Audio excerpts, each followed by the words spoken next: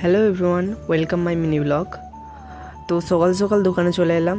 এরপর সাথে সাথে একটি কাস্টমার চলে এলো। কাস্টমারকে ছাড়ার পর একটি অর্ডার ছিল, তো সেই অর্ডারই মালগুলো রেডি করছিলাম আমি আর সুদেবদা মিলে।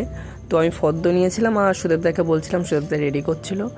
এরপর আরেকটি কাস্টমার চলে এলো, ফিশিং নেট নেবে। তো জেঠু এদিকে ফিশিং নেট দিচ্ছিলো আর আমি আর সুদেবদা মিলে মালগুলো রেডি করছিলাম। আমি মালগুলো বলছিলাম আর সুদেবদা রেডি করছিল। এরপর ট্রান্সপোর্টে মাল চলে এলো। তো ট্রান্সপোর্টের মালগুলো গোডাউনে খালি হচ্ছিল, তো আমি দাঁড়িয়ে ভিডিও ক্লিপ নিচ্ছিলাম। এরপর ফের দোকানে চলে এলাম।